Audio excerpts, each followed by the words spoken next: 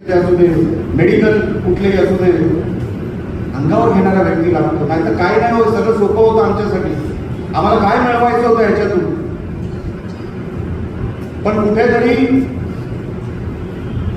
सामान्य लोकांची कामं व्हावी, त्यांना कुठेतरी न्याय मिळावा, त्यांची कुठेतरी गैरसोय होऊ नये म्हणून ह्या लढाईत उतरलेलो आहे. नाही तर कोणाला काय मिळवायचं नव्हतं. याच्यात काय स्वार्थ आहे? आम्ही एकाच सत्तेमध्ये बसलेलो आहोत. पुढे जाऊन 3 तारखेला एकामेकांच्या घरात आम्ही जाणार आहोत, आम्ही एकमेकांबरोबर जेवणार आहोत. मग कशासाठी ही लढाई होती?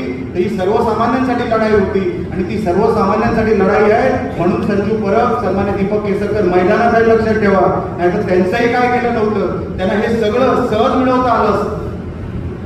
पण कोणतरी तुम्ही पकडायचा बाहेरचा, हा पैसेवाला, जो राज्यसभेची तिकीट बसून सगळं मागत आला, त्याला ऑफिस उघडायला लावलं, तो भिकेला लागला. लक्षात ठेवा. असं कोणाबद्दल बोलू नये.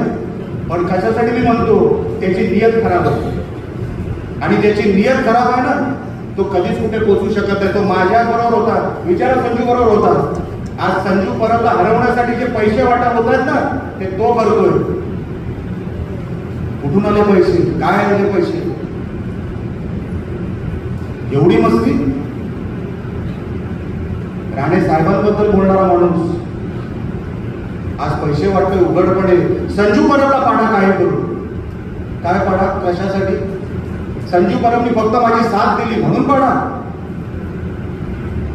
मी तुम्हाला आज सांगतो, शब्द जरी त्याचे असले तरी मी त्याला सांगितलं होतं की संजू, हे सगळं झालं पाहिजे. पक्ष संघटना, शिंदे साहेब आपल्याकडे बघतायत. शिंदे साहेबांना जो अभिप्रेत असणारा पक्ष आपल्याला इथे उभा करायचा आहे, त्याच्यासाठी तूही कुठे कमी पडू नको. एका बाजूला मी कुठे कमी पडणार नाही म्हणून तो कामाला लागला आणि पक्ष संघटना वाढवतोय. याच्यामध्ये त्याचा काय गुन्हा आहे?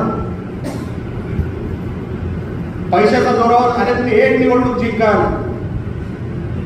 तुम्ही विचार करा, ही निवडणूक जिंकणार नाही म्हणजे नाही. कविटकर मॅडम, तुम्ही नगराध्यक्ष बनणार म्हणजे म्हणणार. आम्ही जीवाचं रान करतो, पण तुम्हाला तिथे नगराध्यक्ष बनवल्याशिवाय राहणार नाही. कारण का स्पर्धा बघा ना काय, हे सगळे तिकडेही आमच्याच आहे. तेही फोन करतात कधी कधी, साहेब हे काय झालं, त्याला बघून घेऊ आता पुढे. पण उद्या तुमची सेवा करण्यासाठी, सेवक म्हणून, मालक म्हणून नाही, अजिबात मालक म्हणून